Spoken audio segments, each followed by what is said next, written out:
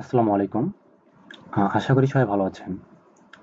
তো আমরা যেটি দেখব সেটা হচ্ছে ইনফরমেশন গ্যাদারিং এর একটি টুলটির নাম হচ্ছে স্পাইডার ফুড। অর্থাৎ স্পাইডার ফুড দিয়ে কি করা হয়, এটি রিকগনিশন্স অ্যান্ড ইনভেস্টিগেশনের জন্য ব্যবহৃত হয়ে থাকে। তো সরাসরি আমরা টুলে চলে যাই।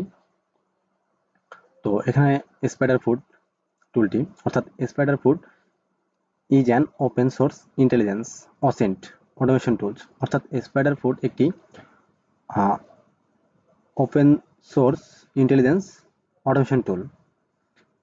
It integrates with just about every data source available and utilizes a range of methods for data analysis, making that data easy to navigate. অর্থাৎ এটি উপলব্ধ প্রায় প্রতিটি ডেটা উৎসের সাথে একীভূত করে এবং ডেটা বিশ্লেষণের জন্য বিভিন্ন পদ্ধতি ব্যবহার করে, যা ডেটা নেভিগেট করা সহজ করে তোলে। Spiderfoot has an embedded web server for providing a clean and intuitive web-based interface, but can also be used completely. The command line is written in Python 3 and MIT licensed. তো স্পাইডারফুট একটি পরিষ্কার এবং স্বজ্ঞাত web ভিত্তিক interface প্রদানের জন্য একটি embedded তথ্যের server রয়েছে, তবে কমান্ড লাইনের মাধ্যমেও সম্পূর্ণরূপে ব্যবহার করা যেতে পারে। এটি পাইথন 3 এ লেখা এবং মিট লাইসেন্স প্রাপ্ত। তো আসলে আমরা ফিচার সম্বন্ধে দেখি। তো ফিচার্স এখানে কি বলা আছে যে ওয়েব বেসিড ইউআই আর সিএলআই অর্থাৎ ইউজার ইন্টারফেস অর্থাৎ command line interface over 200 module সিবলো পাইথন 3.7+। এপিআই কে export import SQLite backend for custom querying, highly configurable, fully documented, এই বিষয়গুলো দেওয়া আছে এবং ওয়ানটা মোরে দেওয়া আছে হচ্ছে need more from SpiderFoot check out 100% cloud based and manage it for you, attack surface monitoring with change, notification by email, reset and Slack. অর্থাৎ আপনারা এগুলো দেখে নেবেন। তো আমরা আজকে এটি ইনস্টল করব এবং ব্যবহারের প্রসেসটি দেখব। তো ইউজেস প্রসেস সম্বন্ধে এখানে দেওয়া আছে SpiderFoot can be used OpenCV and red team exercise or penetration test. You can target flowing entities in a Spiderfoot scan. IP address, domain, subdomain name, host name, network subnet, ASN number, email address, phone number, username এবং persons name, bitcoin অ্যাড্রেসগুলো আমরা পেতে পারি। তো আমাদের এখানে installation প্রসেসটি দেওয়া রয়েছে। তো আমরা এই ইনস্টলেশন প্রসেসটি দেখে এটি ইনস্টল করব। এটি কপি করে নিই। আমরা চলে যাব লিনাক্সের নর্মাল ইউজারে। নর্মাল ইউজার থেকে আমরা সুপার ইউজারে চলে যাব।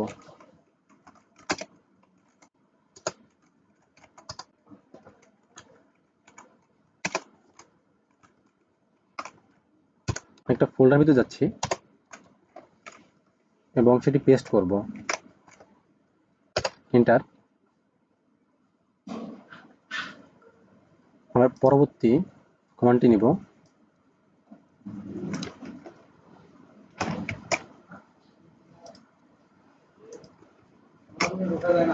এন্টার। আমরা যদি এলএস করে দেখি আমাদের স্পাইডার ফুডটি এখানে ইনস্টল হয়েছে। তো বাকি প্রসেসটি সম্পন্ন করতে হবে।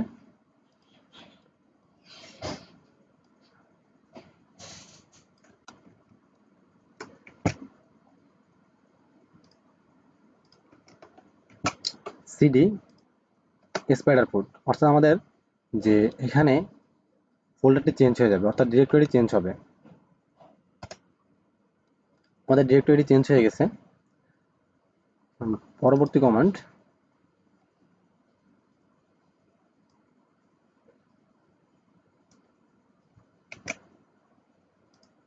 pip3 install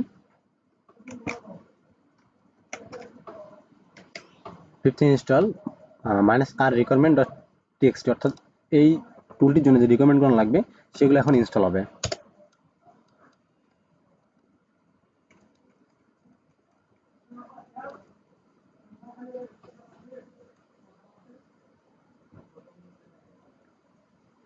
একটু সময় নিয়ে দেখবেন। তো আমাদের ফুল কনফিগারেশনটি হয়ে গেছে লাইসেন্স কি সহ। এখন আমরা পরবর্তী কমান্ডটি নিয়ে আসি।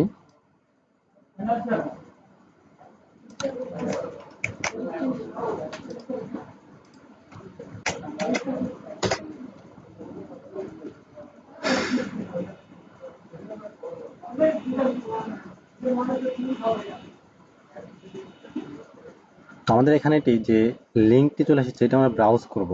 ব্রাউজ করে আমাদের যে ওয়েবসাইট, বানাবল ওয়েবসাইট, সেটা আমরা টেস্ট করব।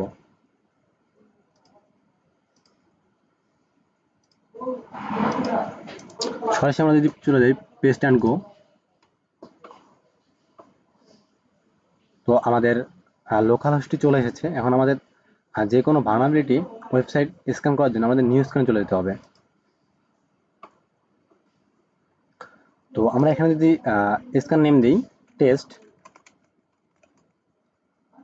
এবং ওপেন সোর্স যে কোনো একটি ওয়েবসাইট নাম লিখি, যেমন হচ্ছে টেসলা একটি ওপেন সোর্স ওয়েবসাইট।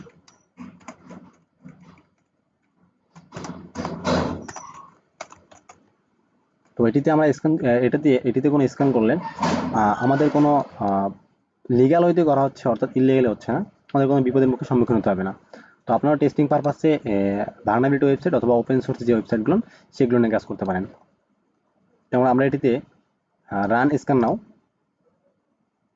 তো আমাদের স্পাইডার ফুটে এটি স্ক্যান হতে মোটামুটি একটু সময় লাগবে। আপনার মোটামুটি সময় বলতে অনেক সময় লাগে ফুল রিপোর্টটি আসতে। সেক্ষেত্রে আপনারা যে বিষয়গুলো লাগবে সেগুলো দেখে নেবেন। যেমন আমি যদি প্রথমে চলে যাই লগে, তো লগে আমাদের এখানে সব চলে এসেছে যে মানে আপনাদের যে বিষয়গুলো লাগবে, অর্থাৎ একটি ভিডিওতে এতগুলো তো বলা সম্ভব না, তো আপনারা এগুলো দেখে নেবেন। এখানে আসলে আমাদের যে নাম ছিল টেস্ট এবং হচ্ছে ইন্টারন্যাশনাল আইডি হচ্ছে এটা, এবং টার্গেট হচ্ছে tesla.com। তো এখানে আমাদের যে ইনফরমেশনগুলো সেগুলো চলে এসেছে। তো আমরা যেগুলো বের করবো, অর্থাৎ এপিআই কি বা user name, domain name, subdomain, host name, সেগুলো পাবো এখানে। তো আমরা এখানে গ্রাফে চলে যাই, তো গ্রাফে দেখতে পারবো যে আমাদের এখানে একটা বড় একটি গ্রাফ রয়েছে, অর্থাৎ এখানে হচ্ছে টেসলা থেকে শুরু, অর্থাৎ টেসলার যে ডোমেন, সাবডোমেন এবং ডিরেক্টরিগুলো রয়েছে সেগুলো এখানে দেখাচ্ছে। আমরা একটু জুম করে দেখি,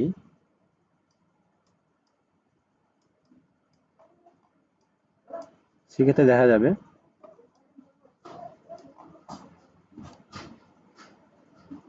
তো এই যে আমাদের এখানে দেখাচ্ছে একটি mtf4.emails.tesla.com